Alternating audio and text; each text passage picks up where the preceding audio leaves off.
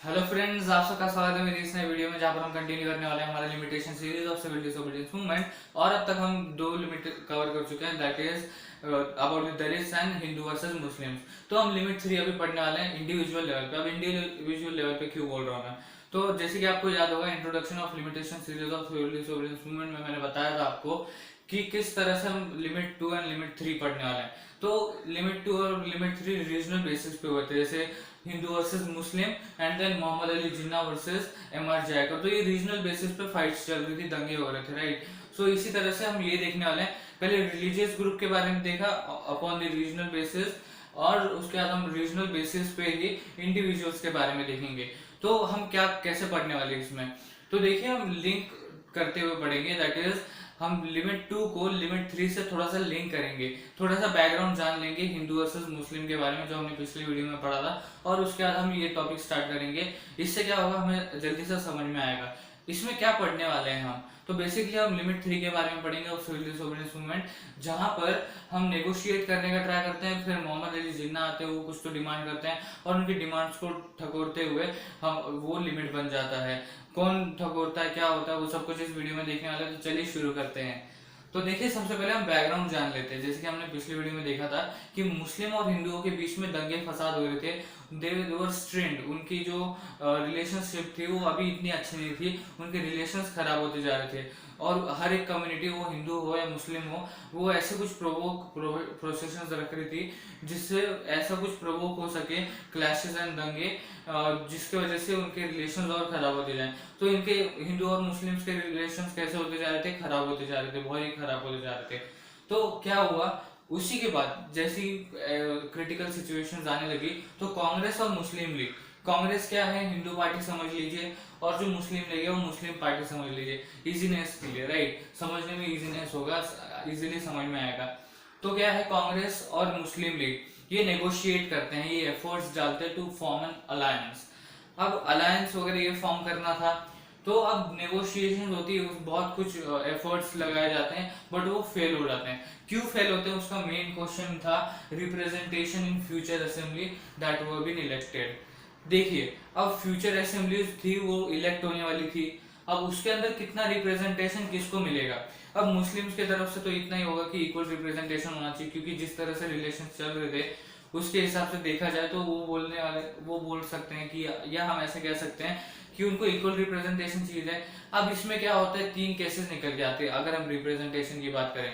पहला केस क्या, equal representation का बोला होगा तो कांग्रेस ने मना कर दिया होगा, क्योंकि ये हिंदुइज्म वगैरह कुछ ऐसे हिंदू लीडर होंगे जो इसको मना कर रहे होंगे, तो उस समय पे फेल हो गया होगा।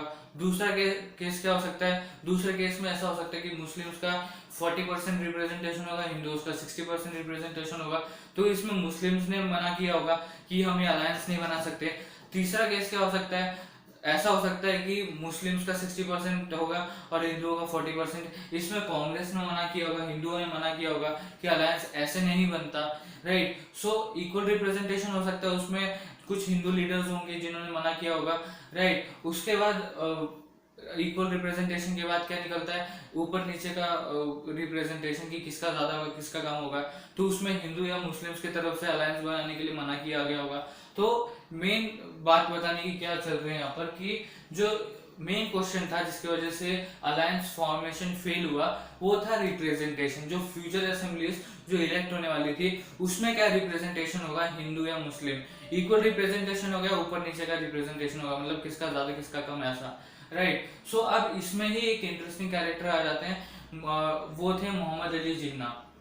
मोहम्मद अली जिन्ना कौन है अभी, मोहम्मद अली जिन्ना मुस्लिम लीग के वन ऑफ द लीडर्स हैं, राइट। वो क्या डिमांड करते हैं अभी, वो सेपरेट इलेक्टोरेट के लिए डिमांड करते हैं। अब सेपरेट इलेक्टोरेट और जनरल इलेक्टोरेट के बीच में क्या डिफरेंस है, जनरल इलेक्टोरेट में सारी पार्टीज, कास्ट वगैरह सारे लोग आ जाते हैं, उसमें से किसी को इन्वॉल्व किया जाता है। जैसे ये 3 ग्रुप्स पकड़ लेते हैं, चलिए, हिंदू हो गया, मुस्लिम्स हो गए और दलित्स हो गए।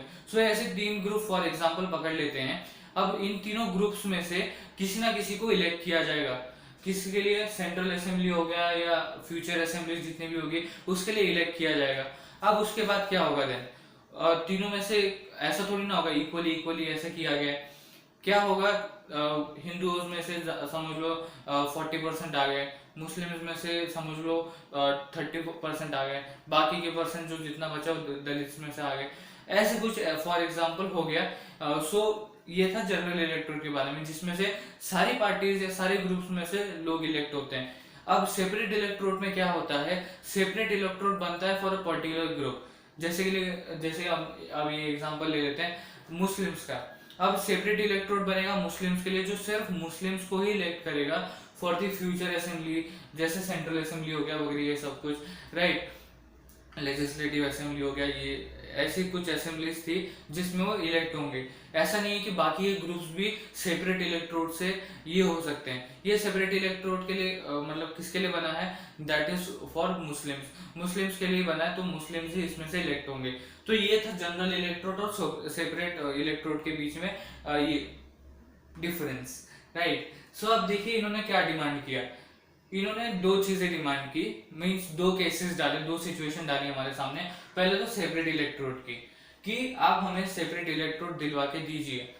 अगर आप सेपरेट इलेक्टोरेट नहीं दिलवाना चाहते, या आप अगर ऐसे बोलते हैं कि ये दो डिमांड्स आप अगर हमें लगा के देते हैं, या अगर हमें प्रूव करके देते हैं, प्रूवन अलाउंस देते हैं आप इस चीज के लिए, तो हम सेपरेट इलेक्टोरेट का जो आइडिया है वो गिव अप कर देंगे। समझ में आई बात। उन्होंने पहले तो सेपरेट इलेक्टोरेट के लिए डिमांड किया, और उन्होंने बोला हम सेपरेट इलेक्टोरेट का आइडिया गिव अप कर देंगे अगर आप ये दो डिमांड्स पूरी करके देते हैं। अब ये दो डिमांड्स क्या है, पहले तो मुस्लिम्स को एश्योर किया जाएगा कि आपको रिजर्व सीट्स मिलेंगी सेंट्रल असेंबली में, राइट। जो सेंट्रल असेंबली है उसमें मुस्लिम्स को एश्योर्ड रिजर्व सीट्स मिलेंगी।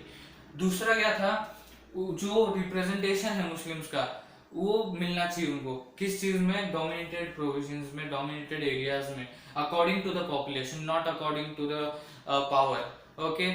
या अलग टर्म से यहाँ पर कौन सी टर्म यूज की गई, पॉपुलेशन।